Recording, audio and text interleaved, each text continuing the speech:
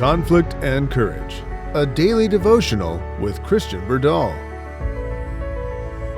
Hello, friends. Welcome to Conflict and Courage, our daily devotional. I hope you have been blessed. I've been blessed, and I am encouraged to continue on throughout the whole year. Let's have a word of prayer together.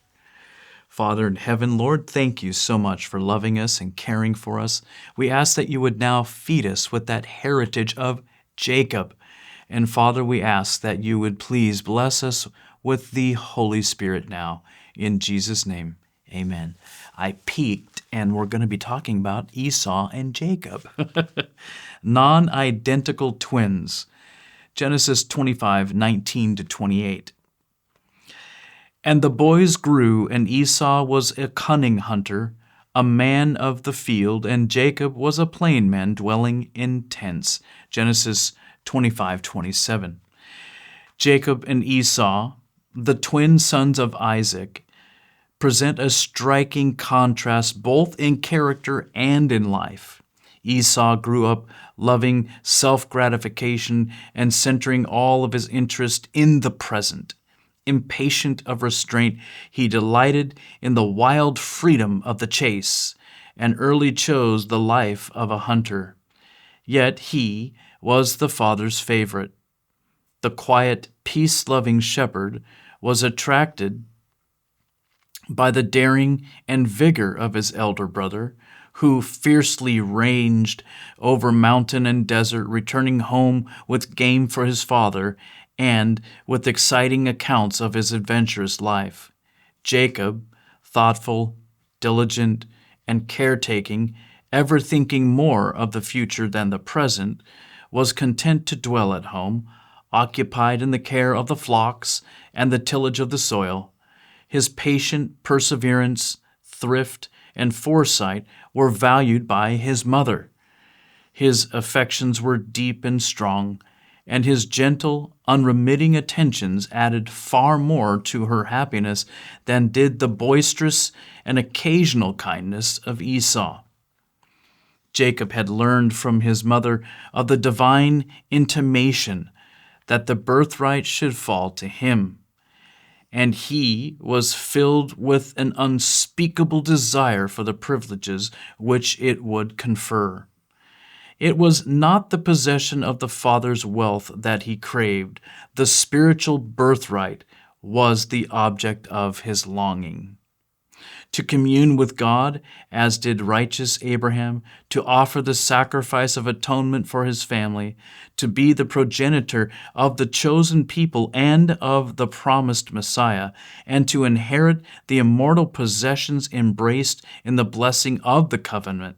Here were the privileges and honors that kindled his most ardent desires. You see, back in Bible times, the firstborn was the one that the blessing was bestowed upon. But Esau was the firstborn. However, Jacob was ultimately going to be the inheritor of that because Esau didn't have much of a spiritual bone within him. But while he thus esteemed eternal above temporal blessings, Jacob had not an experimental knowledge of the God whom he revered. His heart had not been renewed by divine grace.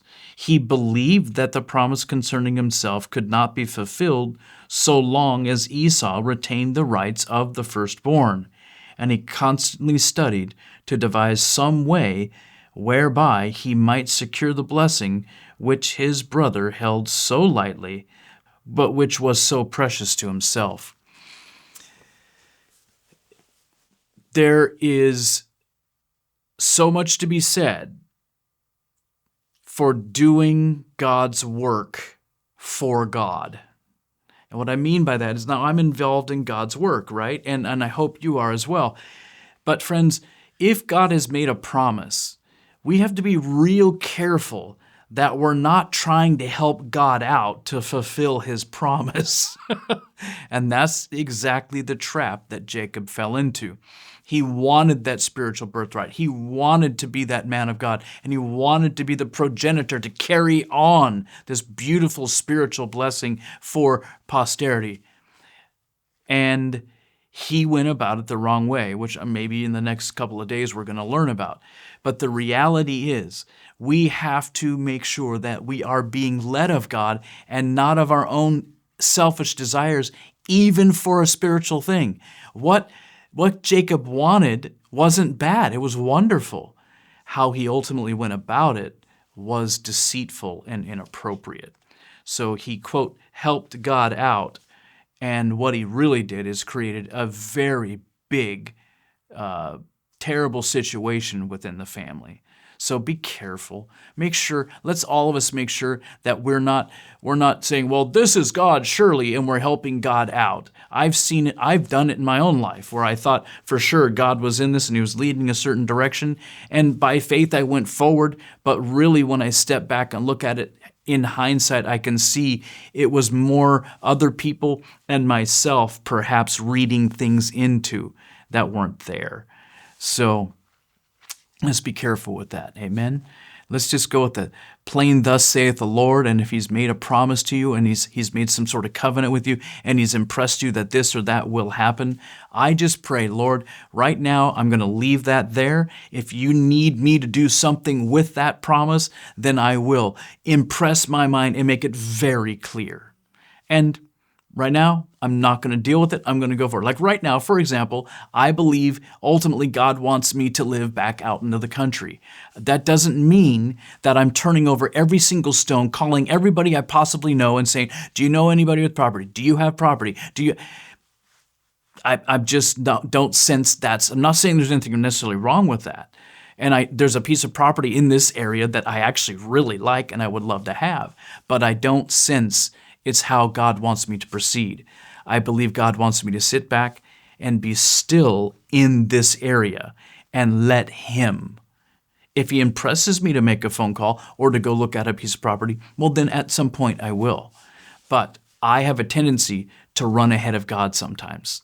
I don't know if you've ever struggled with that, but sometimes I do. So I want to let God lead and let him have the reins and let him guide my path. And I hope you do as well. Life, frankly, is so much better when we do that. Hard for type A people like me to do that, but that's a lesson that I have to continually learn. I have to submit big time every day. God bless you, my friends. Have an amazing day with Jesus. We'll see you tomorrow. We hope you have been blessed by today's devotional thought. Shepherd's Call Ministry is a faith-based ministry made possible by the generous gifts of viewers like you.